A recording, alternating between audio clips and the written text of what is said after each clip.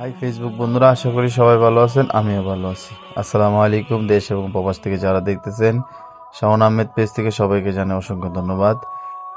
জীবনটা আপনার সুরক্ষিত রাখার দায়িত্বটা আপনার। তাই আপনার বাসাবাড়ির যত পানির লাইন আছে 6 মাস, 3 মাস, 1 বছরের ভিতরে আপনারা ওয়াশ করবেন। কেননা যদি ওয়াশ না করেন, এমন আয়রন কিন্তু আপনাদেরকে শরীরকে আপনাদের নষ্ট করে দিবে, চুল নষ্ট হয়ে যাবে, ত্বক নষ্ট হয়ে যাবে এবং বাচ্চাদেরকে এই পানি পান করালে হয়তো আরও সেই সমস্যা দিবে।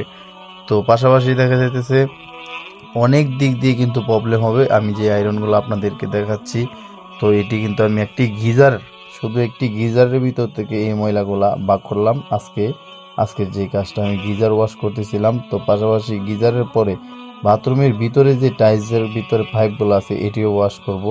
তো সম্পূর্ণ ভিডিওটা দেখতে থাকুন, আমি কিভাবে গিজারটা খুললাম, কিভাবে গিজারটাকে ওয়াশ করলাম।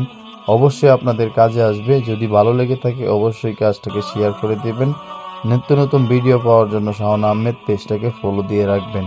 তো দেখতে থাকুন, সম্পূর্ণ ভিডিওটা দেখেন কি পরিমাণ আয়রন এবং কি পরিমাণ ময়লা।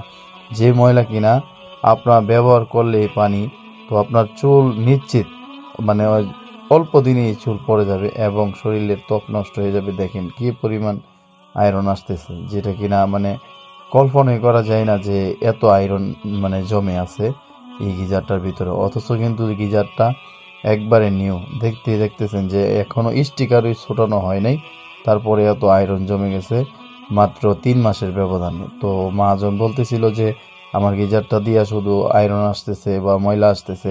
তখন আমি বলি যে ঠিক আছে, এটা ওয়াশ করতে হবে। তখন আমি যাই যে এটাকে ওয়াশ করি।